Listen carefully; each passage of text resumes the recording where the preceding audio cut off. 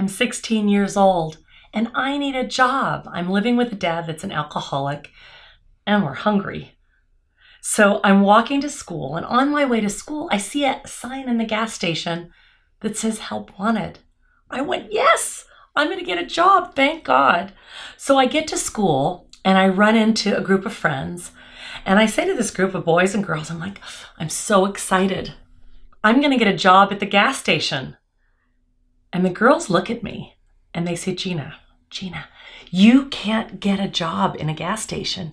You're a girl. And I said, yes, I can. Yes, I can. Yes, I can. What they didn't know is that I really needed a job, but I was a little embarrassed and ashamed. But I was getting that job. And then the boys, they get kind of cocky and they look at me and they go, Gina, you could never work in a gas station. You can't work in a gas station. And I said, yes, I can. Yes, I can. Yes, I can. So after school, off I went and I marched off to the gas station, and guess what? I got the job. Could have been my proudest moment in my whole life. I had my overalls and my army boots and my hair was in pigtails, and I had regulars, and I would wash their windows and I would check their tires, check their oil, check it all. I would love them. I would fill up their gas and I would send them on their merry way. And I was so proud because I was bringing money home that helped pay for meals, that helped us survive. And I did really well at that job. And then one day there was a mechanic at this gas station and his name was Jerry. Now, Jerry had greased back hair. He even smoked a cigarette. I mean, in a friggin' gas station. Can I say friggin'? But in a friggin' gas station. And he's smoking, but I'm certainly not telling him he can't smoke because I heard that he was an ex-con and he killed someone. So I would just tiptoe around Jerry. And then one day Jerry said, hey, sissy. And I'm thinking, who, me? And he goes, yeah, sissy. And I'm like, okay, he called me sissy. I'm not going to correct him. He said, I bet you can't change the tires on that 69 Ford Galaxie 500 over there. Now, I'm afraid of Jerry, but I don't like it when people tell me I can't do something. So I looked at them and looked at him and I said, yes, I can. Thinking, oh boy, I better be able to. Yes, I can, Jerry. Of course I can. So whoosh, he flung me the keys. I got the keys. I went over to where the car was parked, turned the ignition, pulled it out, drove it into the garage bay, the mechanic's bay. Now, of course, it's summer. There is no AC. It's pretty darn hot. I put it in there. I put it up on the hydraulic lift. I press the lift and the car goes zzz. Then I use the air compressor gun to remove the lug nuts on the tires because that's the first step in taking off the tires. So I went and I took the lug nuts off and then I took the tires off one at a time. And then I had to put them on this tire changing machine. And by now I'm a little bit sweaty. And of course, I'm totally greasy and dirty. But yes, I can do it. So I put it on there. I changed all the tires, lifted them back up, put them back on the car. Now, there's a trick for those of you out there, and you especially. Do you know what the trick is? You have to put the lug nuts back on in a star pattern. So I put them back on the star pattern, and then I get the air compressor gun, put them all up, press the button, car comes down, and then I'm feeling pretty great because yes, I can. I drive the car out, park it into the spot, come out and whoosh, fling the keys back to Jerry, and he said, good job, sissy. And I felt like I was queen of the world. Yes, I can. Bring it on. And that was amazing to me. And so as I was finishing high school, I was doing really well at school. My father always told me, work your hardest in school, get good grades. And yet my parents, my dad was an investigator. My mother was a hairstylist. They don't talk about college. That wasn't something that was what we do. It was never in my belief system to go to college. And yet I did well in high school. And my teachers were cheering me on. Hey, Gina, take the SAT. You got to go to college. And I'm thinking, that's really not in any map that I have in my brain. But okay, I took the SAT and I aced it.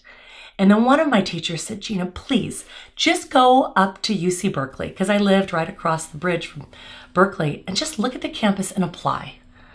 And I said, fine. I drove over there and I'm looking around going, oh my God, this is an amazing campus.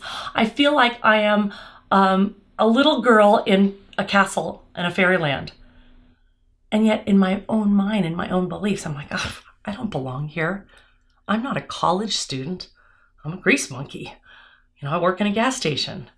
I got to get a job. But I started the process and my teachers were excited, but guess what? I never finished. They were bummed, and so I graduated from high school and I ended up getting a job at this biomedical company. Lucky for me, it was a startup. And of course, my father said, honey, work hard, do your best. Everything you do, you put your psychic signature on. So everything you're doing, you're signing Gina, make sure it's your best. So I thrived in this business.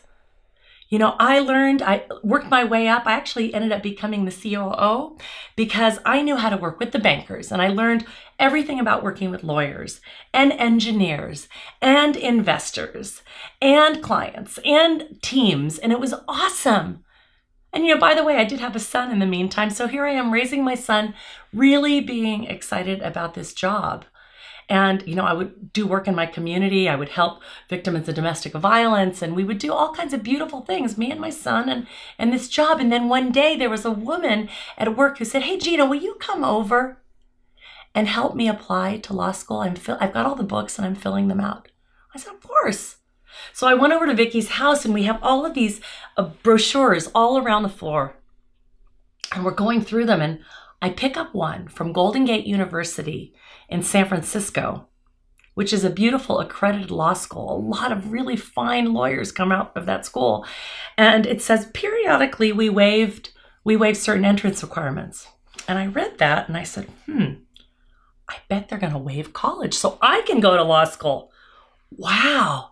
How exciting. Could you imagine? I was like, imagine, Gina, if you went to law school, you know now what lawyers do and how valuable their work can be to contributing to the success of a business.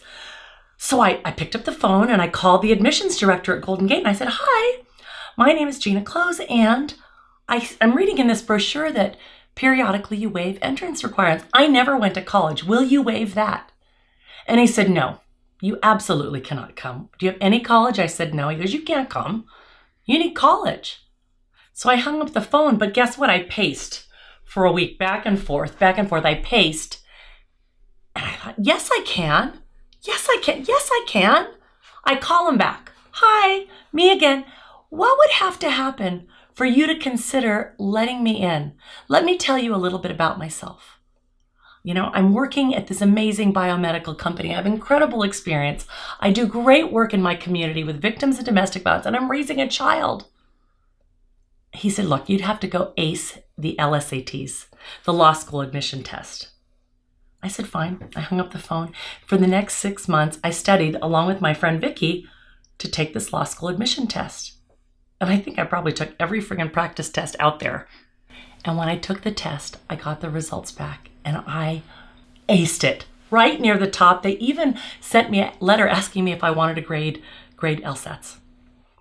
So I called the guy back up and I said, hi, it's Gina. I aced it. He goes, you aced what? Who is this? I said, it's Gina. You said if I aced the LSATs, you would consider me. And he kind of chuckled. He said, look, we don't do interviews, but bring your application in. So I brought it in. I think he wanted to check out to make sure I was real. I pitched. It was probably one of my greatest pitches. I had one other pitch that you'll hear about in a minute. And he called me and I got in. And so I went for my first year of law school at night. For a year and a half, I kept my day job. I'm raising my son. I went at night. And after that first year and a half, which is technically the first year of school, I was at the top of the class. So I said, well, if Golden Gate will take me, so will UC Berkeley. So I marched myself up to UC Berkeley and I said, hi, my name is Gina Kloes and I'd like to transfer into Berkeley. And I told the story. He goes, look, this is Berkeley. You have no college. I said, I know I have no college, but I'm top of the class at Golden Gate, their night program. I've had an amazing job. I'm raising a child. I do good in the community. This is friggin' Berkeley. And he laughed and he said, we don't do interviews, and I ended up chatting with him and we ended up becoming friends. And he said, we'll see. He goes, but know this, We have 11 transfer spots, and we have MBAs from Stanford and PhDs from Oxford and ABCs from Yale, and people who have clerked for the Supreme Court, and people who have saved the children and worked in Greenpeace and done all these things. And I don't have any letters after my name. And I'm a mom. I'm a single mom who wants to really change the world. So I gave him my best pitch, knew that the chances were slim because they had hundreds and hundreds of applications for 11 spots. A month later, he called me and said, come on into my office, Gina. And I thought, oh, he's going to let me down early. Early? Easy. He's going to let me down easy. And he said there was a big fight in the admissions committee. Half of them said, this is UC Berkeley.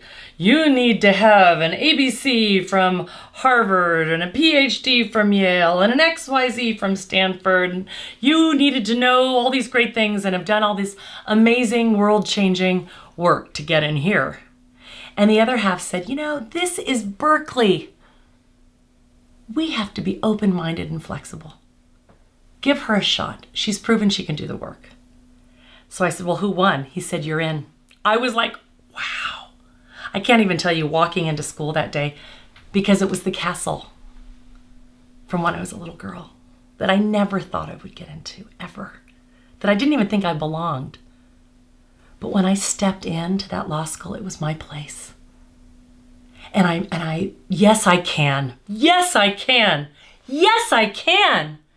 I was so excited, and I aced law school. And then I went on to be a great business lawyer. I wanted to change the world. And I worked with all these startups in Silicon Valley, these tech startups, these game developers, really exciting work. And then from that, I went on to become a CFO for a really great successful financial firm. And then I went on to have my own national real estate investment company. And my proudest achievement is really being a leadership expert and a peak performance teacher that really shows people how to be badass leaders in this world. Whether I teach people on Richard Branson's Necker Island or gang leaders in the hood or Silicon Valley executives and founders or small villages in Haiti. It's an honor I don't take lightly, all because I said, yes, I can. That is the theme of my life. But the story really doesn't end there. We all have a theme in life, and mine is yes, I can. And I mentioned earlier that I had a child, and I was a single mom. Well, before I was a single mom, I was in a relationship and I was married. And when the beatings started, I really didn't know what was happening because I'm Miss Yes, I Can. I should be able to make this marriage work. My father taught me be a good wife. So I worked harder. And I got beaten harder. And the trips to the hospital and the concussions threw me. And being beaten while I was pregnant was scary. And being bashed regularly and having to put on a happy face at work was not always easy.